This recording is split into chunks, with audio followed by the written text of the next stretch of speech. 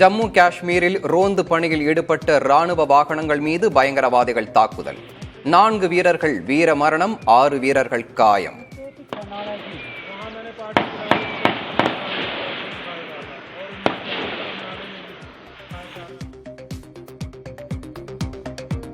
விஷ சாராய மரணங்கள் தொடர்பான சங்கராபுரம் காவல் நிலைய வழக்கு சிபிசிஐடிக்கு மாற்றம்.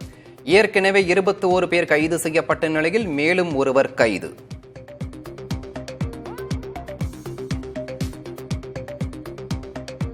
இடைத்தேர்தல் நடைபெறும் விக்கிரவாண்டியில் ஓய்ந்தது பரப்புரை. இறுதி நாளில் தீவிரமாக வாக்கு சேகரித்த அரசியல் தலைவர்கள்.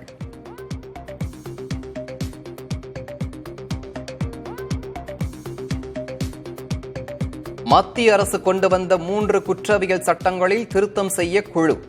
ஓய்வு பெற்ற நீதியரசர் சத்யநாராயணன் தலைமையில் ஒரு நபர் குழு அமைத்து முதலமைச்சர் உத்தரவு.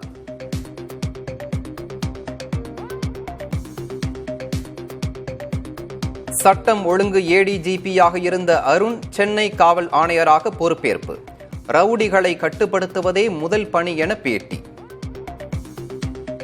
சட்டம் ஒழுங்கை பாதுகாக்கிறதுலையும் சரி, குற்றங்களை தடுக்கணும், நடந்த குற்றங்களை கண்டுபிடிக்கணும், ரவுடிசத்தை கண்ட்ரோல் பண்ணணும்.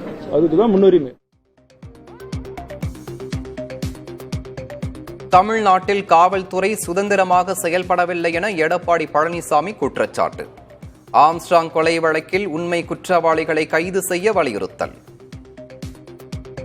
திராவிட முன்னேற்ற கழகம் ஆட்சிக்கு வந்த பிறகு காவல்துறை சுதந்திரமாக செயல்பட முடியவில்லை. சரணடைந்திருக்கிறாங்க, கைது செய்யல, அவர்கள் சரணடைந்திருக்கிறாங்க.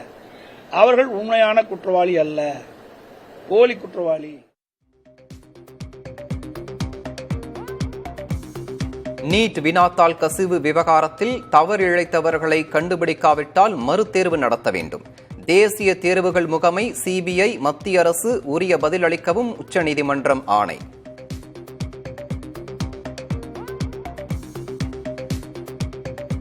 அரசுமுறை பயணமாக ரஷ்யா சென்றார் பிரதமர் மோடி.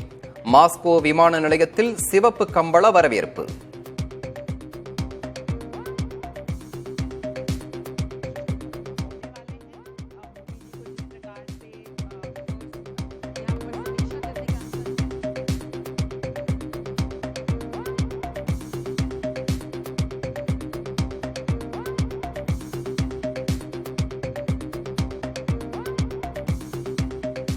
வன்முறையால் பாதிக்கப்பட்ட மணிப்பூரில் நிவாரண முகாம்களில் தங்கியுள்ள மக்களுடன் கலந்துரையாடிய ராகுல் காந்தி.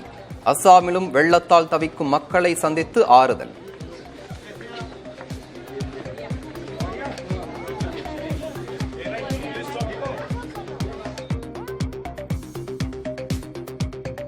ஜார்க்கண்ட் முதலமைச்சர் ஹேமந்த் சோரனுக்கு வழங்கப்பட்ட ஜாமீனுக்கு அமலாக்கத்துறை எதிர்ப்பு. சட்டவிரோதமாக வழங்கப்பட்டிருப்பதாக கூறி உச்சநீதிமன்றத்தில் மேல்முறையீடு.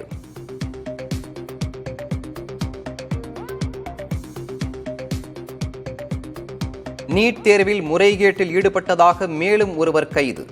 மகாராஷ்டிராவின் லத்தூரைச் சேர்ந்தவரை கைது செய்தது சிபிஐ.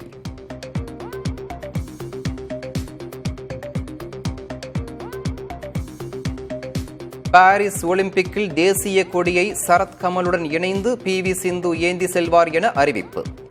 இந்திய அணியின் தலைவராக மேரி கோம் ஏற்கனவே அறிவிக்கப்பட்ட நிலையில் ககன் நரங் நியமனம்.